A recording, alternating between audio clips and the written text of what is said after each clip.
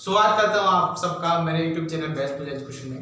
दोस्तों आशा करता हूँ आप सब अच्छे होंगे और अपने तैयारी में लगे होंगे, ये उम्मीद करता हूँ। ठीक है दोस्तों, हमारा एग्जाम की घड़ी तो एकदम नजदीक आ रही है। दिन ब दिन हमारे एग्जाम की घड़ी जो है ना बिल्कुल नजदीक आ रही है और हमें क्या करना है, बेहतर तैयारी करना है। ठीक है ना दोस्तों, आपको बहुत खामोशी से तैयारी करनी है ना। क्यों कहते हैं ना दोस्तों कि कर मेहनत खामोशी से शोर तेरी सफलता मचाएगी। कर मेहनत खामोशी से शोर तेरी सफलता मचाएगी।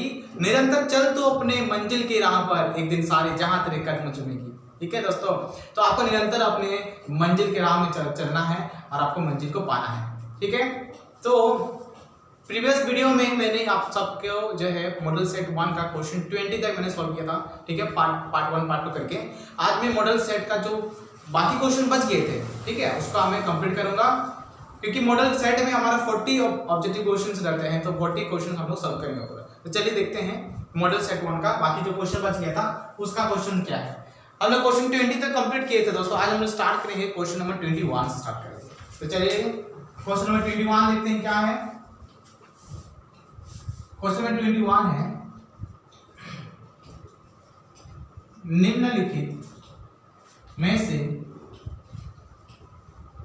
निम्नलिखित में से कौन एपी है, यानी कि कौन सा आपका एपी मतलब अरिथमेटिक प्रोग्रेशन, जिसको हम लोग हिंदी में क्या कहते हैं, समांतर श्रेणी कहते हैं। निम्नलिखित में से कौन एपी है। ऑप्शन देखते हैं 2, 4, 8, 16। ऑप्शन बी है आपका 1, 3, 5, 7। ऑप्शन सी है आपका 5, 25, 125, 6, 25।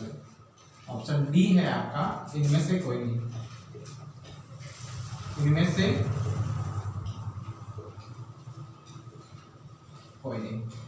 ठीक है, देखिए दोस्तों सवाल क्या है आपका, पूछ रहा है कि इनमें से कौन एपी है। एपी का मतलब अरिथमेटिक प्रोग्रेशन, जिसको हम हिंदी में क्या कहते हैं, समांतर श्रेणी। तो हम कैसे पता करेंगे। देखिए समांतर श्रेणी पता करने का तरीका देखिए। पहले तो आपको समांतर श्रेणी के बारे में थोड़ा सा जानना होगा कि समांतर श्रेणी क्या है ना।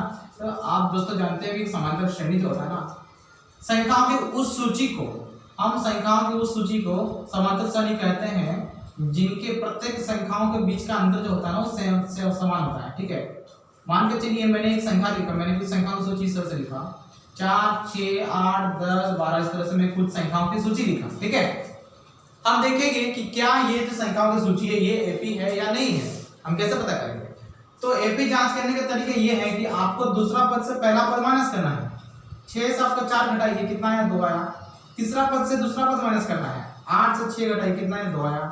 ठीक है, हम क्या देख रहे हैं, दोनों ही कंडीशन में हमारा अंतर जो है समान है। समांतर मतलब कि समान अंतर होना चाहिए, है ना, दूसरा पद से पहला पद के बीच में और तीसरा पद से दूसरा पद के बीच में। तो हमारे क्या देख रहे हैं, दूसरा पद से पहला पद के बीच में और तीसरा पद से दूसरा पद के बीच में अंतर हमारा समान है। तो उन संख्याओं की सूची को हम एपी कहेंगे, समांतर श्रेणी कहेंगे, जिनके प्रत्येक पद का अंतर समान हो। तो अब हम इसमें चेक करेंगे, जो हमारा ऑप्शन दिया हुआ है इसमें हम चेक करेंगे कौन सा संख्याओं की सूची है जिसमें प्रत्येक पद का अंतर जो है समान है। देखिए आते हैं ऑप्शन ए में। देखिए यहां से हम 2 अगर 4 - 2 करते हैं तो हमारे 2 आ रहे हैं, करेक्ट। लेकिन जब हम 8 - 4 कर रहे हैं ना, हमारा आ रहा है 4। देखिए यहाँ पे हमारा समान नहीं आया, हमें दोनों पद का अंतर हमारे समान चाहिए था, लेकिन हमारा यहाँ पे समान नहीं आया। इसका मतलब option A is the wrong answer, वो ऑप्शन ए नहीं होगा। ऑप्शन बी को चेक करते हैं। ऑप्शन बी में देखिए आपका ऑप्शन बी में दिया क्या है, 1, 3, 5, 7। इसमें हम पहले करेंगे 3 - 1, 2 आया। फिर क्या करेंगे हम 5 - 3, यहाँ पर भी 2। ध्यान दीजिए यहाँ पे, और अगर हम 7 - 5 को भी चेक करते हैं तो 2। यहाँ पे हम क्या देख रहे हैं, यहाँ पे हम ये देख रहे हैं कि हमारा प्रत्येक पद के बीच का जो अंतर है वो आपका 2, 2, 2 यानी कि 2 आ रहा है। अंतर क्या है, समान है। तो हम संख्याओं को उस सूची को समांतर या एपी कहेंगे जिनके प्रत्येक पद का अंतर क्या हो, समान हो। ये समान है, इसका मतलब option B is the right answer. कौन सा एपी होगा, 1, 3, 5, 7 जो ऑप्शन दिया है, option B is the right answer. चलिए आगे बढ़ते हैं, देखते हैं नेक्स्ट क्वेश्चन नंबर 22 में।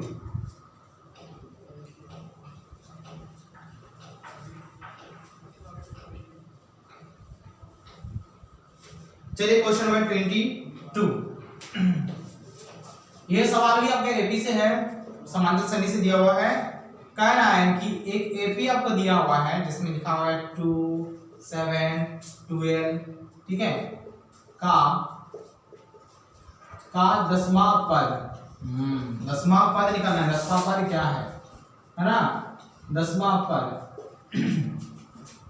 ऑप्शन देख लेते हैं। ऑप्शन दिया है आपका 50, ऑप्शन बी है 52, ऑप्शन सी है आपका 47, ऑप्शन डी है आपका इनमें से कोई नहीं, इनमें से कोई नहीं। देखिए अब है हमारे 10वां पद। 10वां पद देखिए दोस्तों, एक चीज मैं बताता हूं आपको। यहाँ पे जहां पे आपको 10वां 5वां 6वां इस तरह का बोलेगा, यानी कि आपको ना एन निकालना है। एन क्या निकालना है? एन। एपी का एन, एन मतलब नंबर ऑफ टर्न है ना। तो एन निकालने का फॉर्मूला हम निकालेंगे ए एन से, अंतिम पद से। एन बराबर होता है A plus N minus 1 into D, जहां एन क्या कहलाता है? ये कहलाता है अंतिम पद कहलाता है, ठीक है। ए क्या होता है? ए होता है प्रथम पद होता है, प्रथम पद। ए आपका प्रथम पद कहलाता है। ये एन क्या होता है? ये होता है पदों की संख्या, है ना, पदों की संख्या, नंबर ऑफ टर्न, कितना उसमें पद है। डी क्या होता है दोस्तों? डी होता है आपका सार्वअंतर होता है। डी क्या होता है? सार्वअंतर होता है। यही इसी फॉर्मूला से हम एन निकालेंगे।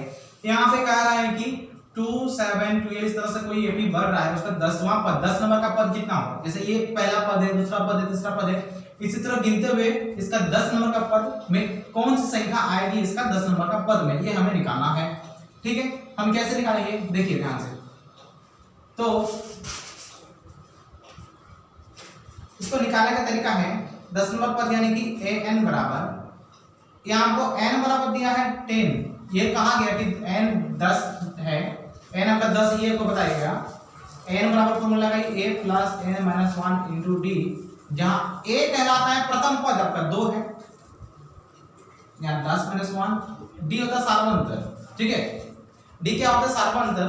सार्वअंतर किसे कहते हैं हम लोग? दूसरा पद से पहला पद को माइनस करने से। तो 7 से 2 माइनस करेंगे तो 5 आएगा, 5 लिखिए यहाँ पे। ये 9 इंटू 5, 2 प्लस 45, 47, आपका आंसर है 47। तो देखिए जहाँ पे 47 है, option C is the right answer. Option C क्या है आपका? 47 है। तो इसका इस एपी का 10वां पद 47 होगा, ठीक है। चलिए क्वेश्चन नंबर देखते हैं अभी।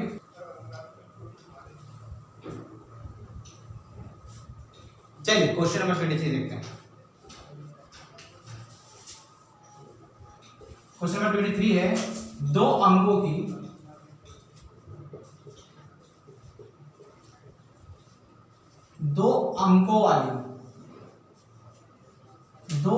वाली कितनी संख्या, 2 अंकों वाली कितनी संख्या 3 से विभाज्य है? 3 से विभाजित है ना। 2 अंकों वाली कितनी संख्या 3 से विभाजित है? चलिए ऑप्शन देख लेते हैं। ऑप्शन क्या क्या दिया हुआ है आपका? ऑप्शन ए दिया है 28, ऑप्शन बी दिया है आपका 30, सी दिया है आपका 29, डी दिया है आपका इनमें से कोई नहीं।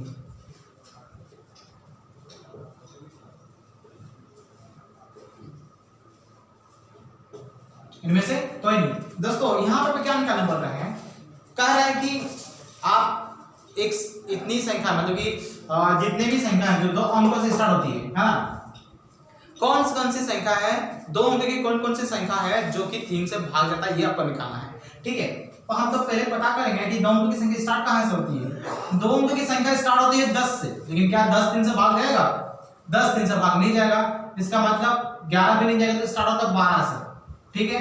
इसमें 3 जोड़ते जाइए, 12 होगा, 15 होगा, 18 होगा, इस तरह से बढ़ते जाएगा कि यहां तक जाएगा 99 तक। तो क्वेश्चन ये पूछ रहा है कि जो 12 से स्टार्ट होकर 99 तक गया, टोटल कितना संख्या है इसमें से, ठीक है। जैसे ये 1 हुआ, 2 हुआ, 3 हुआ, इस तरह से कितना संख्या यहाँ पे है, यानी कि नंबर ऑफ टर्न, जिसको हम पदों की संख्या कहते हैं, कितनी पद, ठीक है। आपको यहाँ तो लास्ट वाला पद तो पता चल गया, अंतिम पद आपको पता चल गया। एन आपका 99 है, अंतिम पद एन आपको निकालना है। ए आपका क्या बनेगा 12 बनेगा, डी आपका क्या होगा 12 से आप 15 से 12 माइनस करिए, है ना, 15 से 12 माइनस करेंगे कितना होगा 3 होगा, ठीक है। अब आपको क्या निकालना है, एन निकालना है, तो एन वाला फॉर्मूला यूज कीजिए, A plus N minus 1 into D, जहाँ एन आपका 99 दिया हुआ है, ए आपका लिखा है 12, एन आपको जो कि निकालना है, डी आपका है 3। तो यहाँ से 99 12 3n minus 3 99 12 minus 3 plus 3n, ठीक है। 99 यहाँ हुआ, यहाँ 9 हुआ प्लस 3n, 9 को बराबर किस पर भेजेंगे, देखिए यहाँ लिखते हैं, यहाँ लिखते हैं 9 को बराबर किस पर भेजेंगे, तो क्या हो जाएगा, जैसे यहाँ पे 99 लिखा हुआ था, 9 को बराबर किस पर ला रहे थे, -9 हो जाएगा equal to 3n, 90 equal to 3n, n equal क्या हो जाएगा 90/3, कट जाएगा कि कितना 30, यानी कहने का मतलब हुआ 2 से भाग देने वाली 2 अंकों की संख्या जो 3 से भाग देने, 2 से नहीं 3 से भाग देने वाली 2 अंकों की संख्या टोटल कितनी संख्याएं हैं ना, 30 संख्याएं, 30 है, ठीक है, 30 है। तो आपका ऑप्शन बी क्या होगा, राइट आंसर होगा, option B is the right answer. चलिए क्वेश्चन नंबर 24 देखते हैं, आप देखते हैं क्वेश्चन नंबर 24।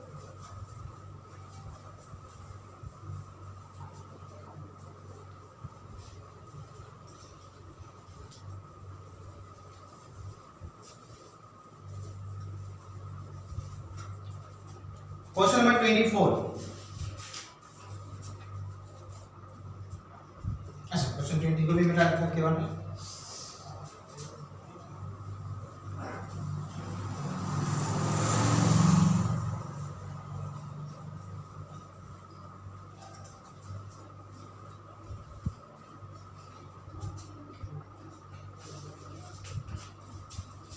क्वेश्चन नंबर 24 है 0 और 50 के बीच, 0 और 50 के बीच की विषम संख्याओं का योग, अच्छा आपको विषम संख्याओं का योग निकालना है ना, ये भी एपी का सवाल है। 0 और 50 के बीच विषम संख्याओं का योग, 0 और 50 के बीच विषम संख्याओं का आपको योग बताना है कितना होगा, चलिए ऑप्शन देखते हैं, 500 550 625, इनमें से 20, इनमें से 20। चलिए ठीक है, देखिए विषम संख्या का योग यहाँ पे एपी का ही सवाल है, जिसमें हम लोग की जो पदों का योग निकालने वाला फॉर्मूला इसमें यूज करेंगे, है ना। कह रहे हैं कि 0 और 50 के बीच की विषम संख्याओं का योग, तो पहले हम पता करेंगे 0 और 50 के बीच में कौन कौन सी विषम संख्या है, ठीक है, कौन कौन सी संख्या विषम संख्या है। देखिए 0 तो विषम संख्या नहीं है, 0 के बाद स्टार्ट होता है 1 से, 1 के बाद आपका 3 है विषम संख्या, फिर 5 है, ऐसे करके आपका जाएगा 49 तक, ठीक है। यहाँ पे कितने टर्म्स हुए, कितने पदों की संख्या ये हमें नहीं पता है, ठीक है, हम कैसे निकालेंगे, पहले तो हमको पदों की संख्या निकालना होगा ना, लेकिन हमें प्रथम पद ए क्या है हमें पता है, डी क्या होगा वो भी पता है हमें, ठीक है 2 होगा, एन क्या है वो भी हमें पता है, लास्ट में क्या होगा 49 होगा। तो एन की वाला फॉर्मूला से हम पहले एन निकालेंगे पदों की संख्या, ठीक है, n-1 डी से यहाँ पे आप 49 पुट करिए, ए आपका है 1 प्लस एन आपको जो कि निकालना है, डी आपका है 2, ठीक है।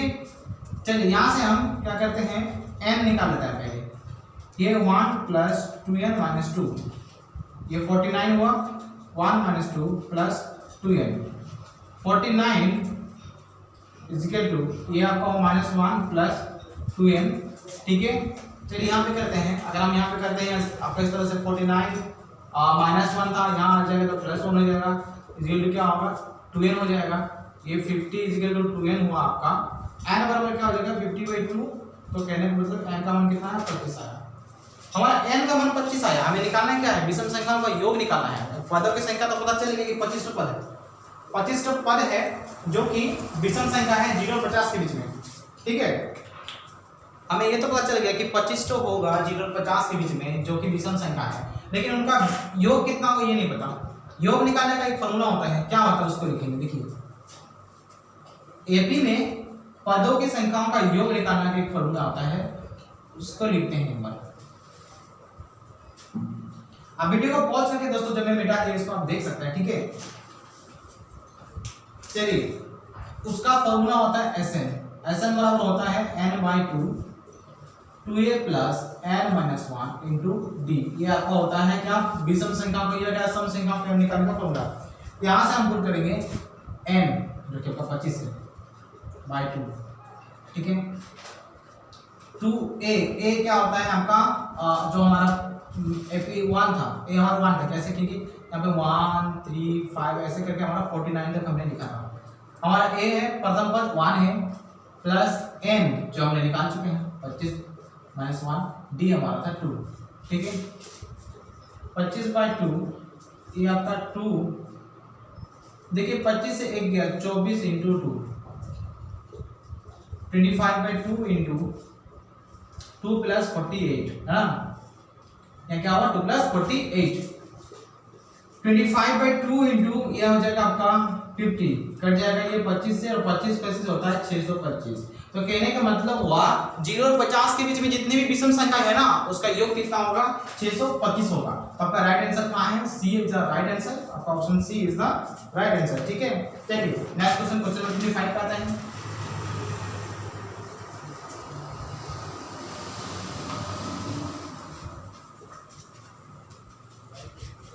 क्वेश्चन नंबर 25 देखिए दोस्तों क्या पूछा गया है।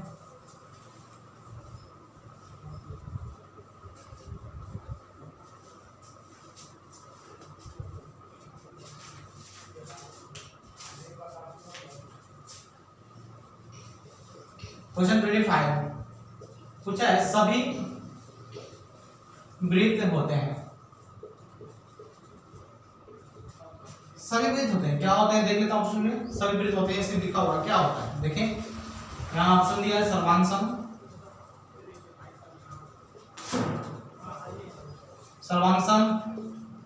ऑप्शन बी दिया है समरूप, ऑप्शन सी दिया है संपाती,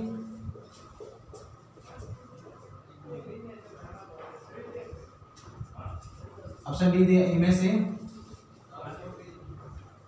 कोई नहीं, ठीक है। देखिए सभी वृत्त होते हैं, पहले तो हमको इन वर्ड्स को समझना होगा। सर्वांग का मतलब क्या होता है दोस्तों, सर्वांग का मतलब होता है सर्व अंग समान। क्या सभी वृत्त का मान परिधि जो होता है क्या बराबर होगी, नहीं होगी।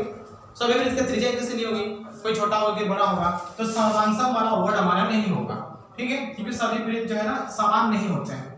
समरूप का मतलब क्या था, समरूप का मतलब एक जैसे दिखना, जैसे ये वृत्त और एक मैंने ये वृत्त बना दिया, ये दोनों दिखने में एक जैसे ही है, ये छोटा है ये बड़ा है, लेकिन दोनों दिखने में एक जैसे है ना, मतलब कि वृत्ति है, ये भी गोल है ये भी गोल है, ठीक है। इसे हम क्या कहते हैं, समरूप कहते हैं। मतलब समरूप का मतलब समान रूप, एक जैसे रूप होना, ठीक है।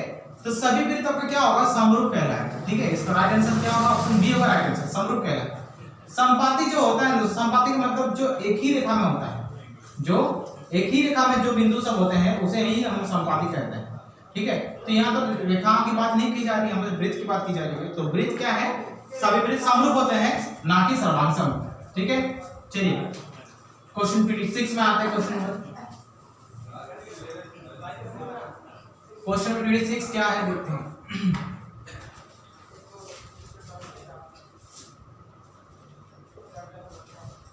क्वेश्चन 26 में लिखा है, आकृति में एक आकृति दिया हुआ आपको, आकृति में यदि डी समांतर BC DB is equal to 2 centimetre,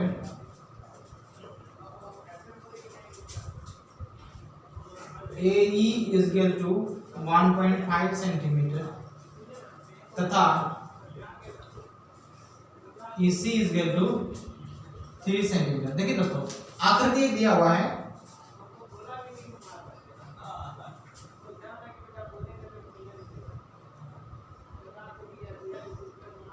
एक आकृति इस तरह दिया हुआ है, ये आपका A B C, ये आपका D, ये आपका E।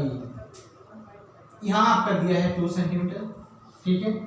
ये वाला इसी आपका दिया है 3 सेंटीमीटर, यही आपका दिया है 1.5 सेंटीमीटर। आपको निकालना क्या है दोस्तों, आपको ए डी निकालना है ना। तथा इसी बराबर 3 सेंटीमीटर हो तो 3 सेंटीमीटर हो तो एडी का मान होगा, एडी का मान क्या है वो निकालना है। देखते हैं ऑप्शंस क्या दिया हुआ है। ऑप्शन हमारा दिया हुआ है 2 सेंटीमीटर, ऑप्शन बी है हमारा 5 सेंटीमीटर, ऑप्शन सी है हमारा 3 सेंटीमीटर, ऑप्शन डी है हमारा 5 सेंटीमीटर। चलिए देखते हैं क्या होगा हमारा। देखिए ये जो चित्र, ये जो फिगर है दोस्तों, ये आपका त्रिभुज चैप्टर का थ्योरम 6.1 से रिलेटेड है। ठीक है, अगर आपने त्रिभुज 6.1 चैप्टर को पढ़ा होगा तो आप जानते हैं कि 6.1 का थ्योरम क्या कहता है, कहता है कि एक त्रिभुज में तीसरी भुजा के समांतर खींची गई रेखा है ना, एक त्रिभुज में तीसरी भुजा के समांतर खींची गई रेखा क्या करती है, त्रिभुज के अन्य दो भुजाओं को समान अनुपात में विभाजित करती है। त्रिभुज के अन्य दो भुजा यानी कि AD बाय DB बराबर AE बाय EC, त्रिभुज के अन्य दो भुजाओं को समान अनुपात में विभाजित करती है। अगर DE पैरेलल BC हो तो और उसके अन्य दो भुजा क्या होंगे, आपस में समानुपात होंगे। ये प्रमेय 6.1 में हमें बताया गया है। ठीक है, तो यहाँ इसी से हम इसको सॉल्व करेंगे।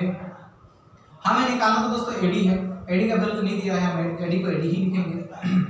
यहाँ पे ध्यान दीजिए, आपको DB का वैल्यू दिया हुआ है, कितना है आपका 2 सेंटीमीटर, 2 लिखिए यहाँ पे। AE का वैल्यू भी आपका दिया हुआ कितना है 1.5 है, और इसी का वैल्यू आपका 3 है। ये इससे मल्टीप्लाई होगा, ये इससे मल्टीप्लाई होगा। ठीक है, देखिए 3 AD से मल्टीप्लाई होगा क्या बनाएगा, 3 AD बनाएगा। 1.5 2 से मल्टीप्लाई होगा क्या बनाएगा, 3.0 यानी कि 3 बनाएगा। AD इसके लिए क्या हो जाएगा 3/3, कट गया बराबर से, तो कितना आया AD का वैल्यू 1 सेंटीमीटर। चलिए, तो option D is the right answer. Option D में आपका क्या है 1 सेंटीमीटर है, आपका ऑप्शन डी राइट आंसर होगा। चलिए क्वेश्चन नंबर 27 देखते हैं।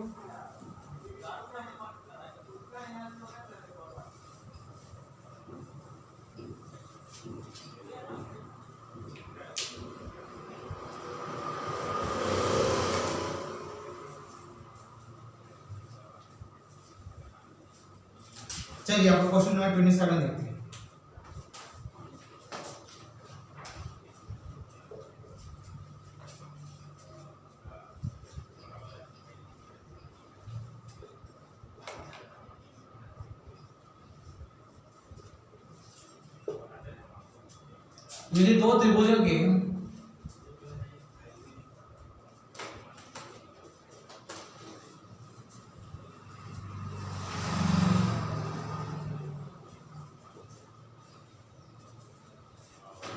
यदि दो त्रिभुजों के संगत कोण बराबर हो तो ये त्रिभुज समरूप होता है। हाँ ये बात सही है, दो त्रिभुज के संगत कोण बराबर होते हैं, ये त्रिभुज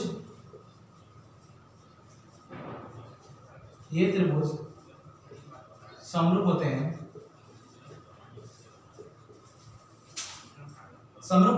है ना। ये हमें बताएगा कि दो त्रिभुज संगत कोण बराबर हो तो ये त्रिभुज समरूप होते हैं। और क्या पूछ रहा है, इस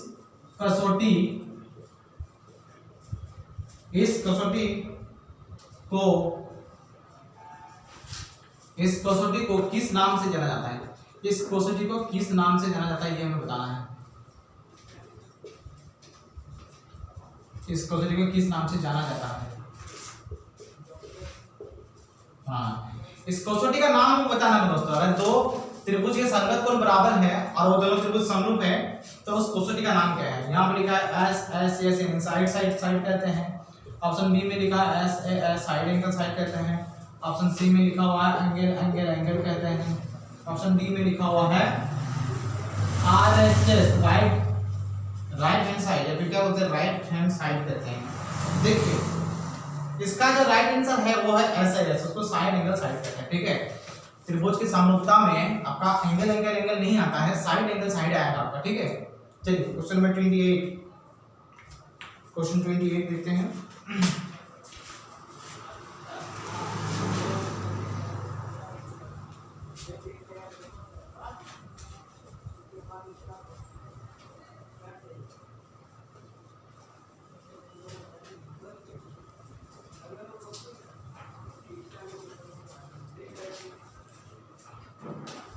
क्वेश्चन नंबर 28 क्या है? क्वेश्चन 28 में आपका दिया हुआ है त्रिभुज ABC तथा त्रिभुज PQR ना, दो त्रिभुज आपको दिया है, त्रिभुज ABC त्रिभुज PQR के लिए कौन सा कथन सत्य है? आपको बताना है कौन सा कथन सत्य है। देखते हैं क्या दिया है, पहले फिगर बनाना चाहिए, उसको दो फिगर दिया उस तरह से। ये है हमारा ABC, डिग्रीज के वैल्यू दिया यहाँ पे है 60 डिग्री आपका, ये है आपका 80 डिग्री, ठीक है, ये है आपका 40 डिग्री, और ये है आपका त्रिभुज PQR,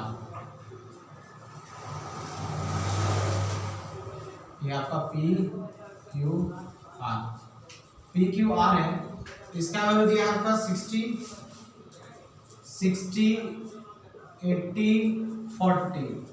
पूछ रहा है कौन सा कथन सत्य है। ऑप्शन क्या दिया देखते हैं। ऑप्शन दिया है यहाँ पे, कह रहा है कि त्रिभुज ABC समरूप है त्रिभुज QPR के, या फिर त्रिभुज ABC समरूप है त्रिभुज PRQ के, या फिर त्रिभुज ABC समरूप है त्रिभुज QRP के। ऑप्शन डी है आपका, त्रिभुज ABC समरूप है आपका त्रिभुज PQR के। आपको यहाँ पे कुछ दिया है, क्या दिया है, समरूप दिखाया है, बोलते कौन सा कथन सत्य है। ध्यान से देखिए दोस्तों, यहाँ पे लिखा है त्रिभुज ABC समरूप है QPR के। QPR का समरूप नहीं हो सकता है, क्योंकि एंगल A का वैल्यू एंगल Q के बराबर होना चाहिए। क्या हमारे एंगल A का वैल्यू एंगल Q के बराबर है? नहीं है, तो ये ऑप्शन रॉन्ग हो गया। यहाँ पे देखिए ABC PRQ लिखा हुआ है, एंगल A का वैल्यू एंगल P के बराबर होना चाहिए। एंगल A का वैल्यू एंगल P के बराबर हो गया, राइट है, बट एंगल B का वैल्यू एंगल R के बराबर है क्या? एंगल B का वैल्यू एंगल R के बराबर नहीं है, तो ये ऑप्शन भी हमारा रॉन्ग हो गया। यहाँ देखते हैं, यहाँ एंगल A का वैल्यू एंगल Q के बराबर होना चाहिए, नहीं है, तो ये भी ऑप्शन रॉन्ग हो गया। अब आता है ऑप्शन डी में। यहाँ आप देखिए एंगल A का वैल्यू हमारा एंगल P के बराबर होना चाहिए। एंगल A का वैल्यू 60, एंगल P का वैल्यू 60, करेक्ट मिल गया। एंगल B का वैल्यू एंगल Q के बराबर होना चाहिए। एंगल B का वैल्यू 80, एंगल Q का वैल्यू 80, ये भी करेक्ट होकर मिल गया। एंगल C का वैल्यू और एंगल R के वैल्यू बराबर होना चाहिए। Angle C is 40 degree, R also 40 degree, C भी 40 डिग्री है, R भी 40 डिग्री है। इसका मतलब हमारा ये कथन सत्य है। Option D is the right answer. ठीक है, चलिए नेक्स्ट आगे बढ़ते हैं। क्वेश्चन नंबर 29 देखते हैं।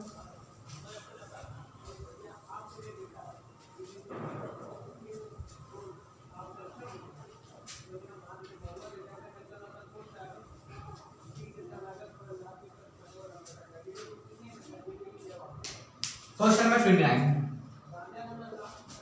या यदि दो समरूप त्रिभुजों के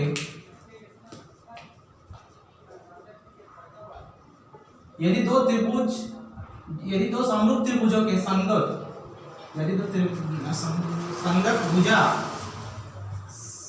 भुजा का अनुपात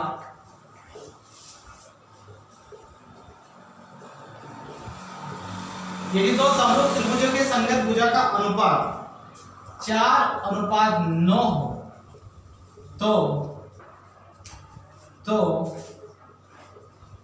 उनके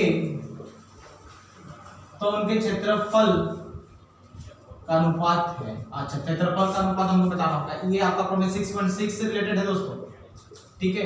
प्रमेय 6.6, हमारा प्रमेय 6.6 क्या था, उसमें बोला गया था, देखते इसको पहले ऑप्शन देते हैं।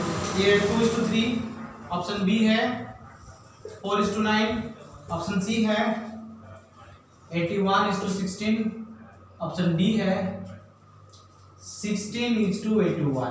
देखिए दोस्तों, प्रमेय 6.6 क्या कहा था? कहा था कि अगर दो त्रिभुज समरूप है और उनका क्षेत्रफल, देखिए अगर दो समरूप त्रिभुजों का जो क्षेत्रफल होता है, यानी कि एरिया ऑफ त्रिभुज ABC बाय एरिया ऑफ त्रिभुज PQR समरूप त्रिभुजों के क्षेत्रफल का अनुपात, दो समरूप त्रिभुजों के क्षेत्रफल का जो अनुपात है वो बराबर होता है किसके, उसके संगत भुजा AB बाय PQ, संगत भुजाओं के वर्ग के, है ना, संगत भुजाओं के वर्ग के BC बाय QR के स्क्वायर, संगत भुजाओं के वर्ग के।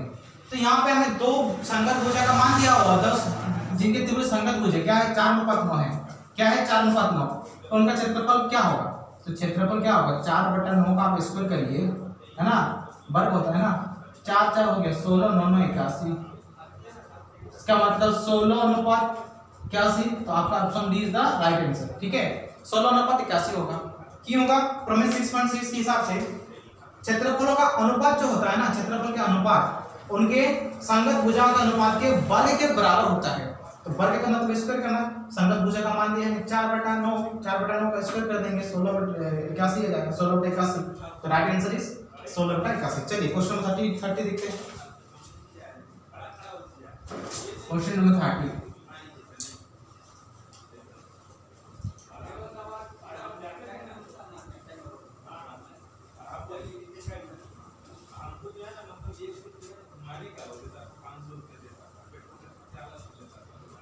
क्वेश्चन नंबर 30 क्या दिया है देख लेते हैं दोस्तों। चलिए क्वेश्चन नंबर 30 देखते हैं क्या लिखा है।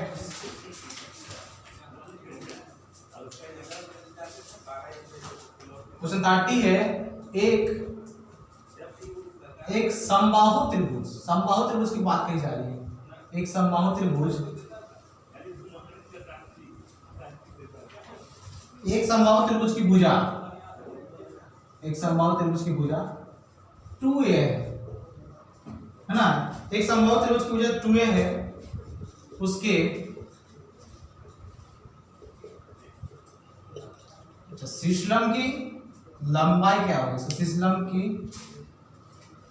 लंबाई, एक समबाहु त्रिभुज है जिसकी भुजा 2a है, शीर्षलंब की लंबाई क्या होगी वो निकालना है, शीर्षलंब की लंबाई।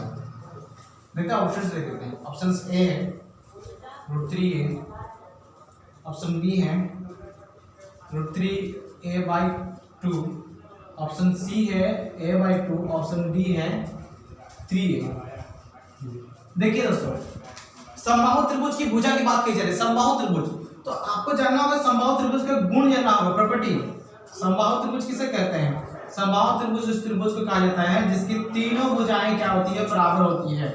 अगर ये भुजा आपका 2a है, ये भी आपका 2a होगा और ये भी आपका क्या होगा 2a होगा। ठीक है, समबाहु त्रिभुज में क्या करें, उसको शीर्षलंब की लंबाई ना, चलिए इसमें एक शीर्षलंब डाल देते हैं।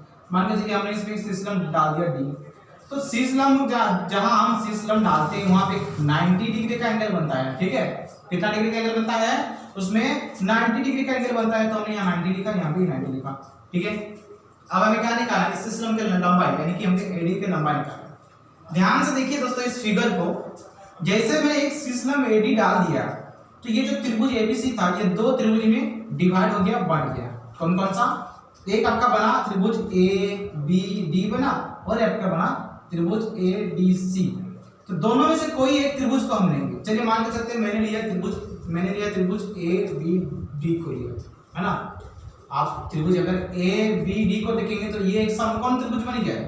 समकोण त्रिभुज में हम पाइथागोरस थ्योरम का यूज करेंगे, प्रमेय 6.9। ठीक है, प्रमेय 6.8 में हमने पढ़ा है, 6.8 में कि किसी समकोण त्रिभुज का जो कर्ण का स्क्वायर होता है ना, वो अन्य दो भुजाओं के योग के स्क्वायर के योग के बराबर होता है।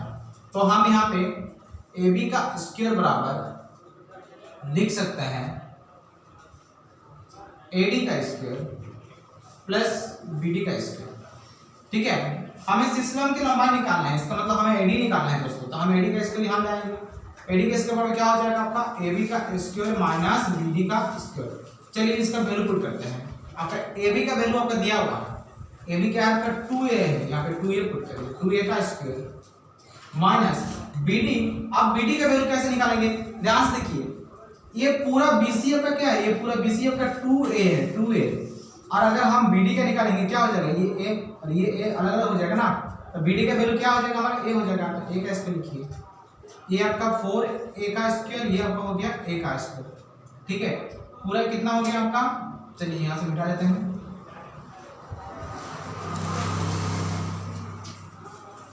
ए आपका आ गया, बराबर करके लिख सकते हैं आप इसको 3a²। ठीक है, क्या आया आपका 3a² आया। एडी का स्क्वायर बराबर 3a² आया। अब एडी बराबर क्या आ जाएगा √3a²।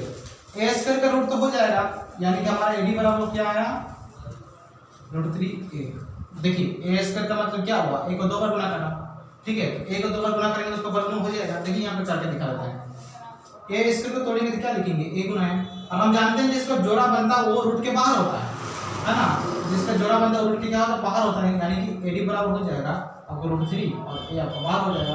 तो जहाँ पर आपका √3 है ऑप्शन है वो राइट आंसर। ठीक है, राइट आंसर क्या है आपका √3 है। ठीक है, तो चलिए आज का सेशन इतना देख लेते हैं। हमारे चैनल के साथ आप जुड़े रहिए। ठीक है, और आपका जितने भी मॉडल सेट है सारा का सॉल्यूशन आपको मिलेगा। इस मॉडल सेट का भी आपका पीडीएफ पूरा हमारे डिस्क्रिप्शन में आपको मिल जाएगा। ठीक है, तो आशा करते हैं आपको वीडियो अच्छी लगी होगी। अगर वीडियो अच्छी लगी है तो वीडियो को लाइक करिए, चैनल को सब्सक्राइब करिए। ठीक है, और ज़्यादा से ज़्यादा इसको शेयर करिए। Thank you everyone.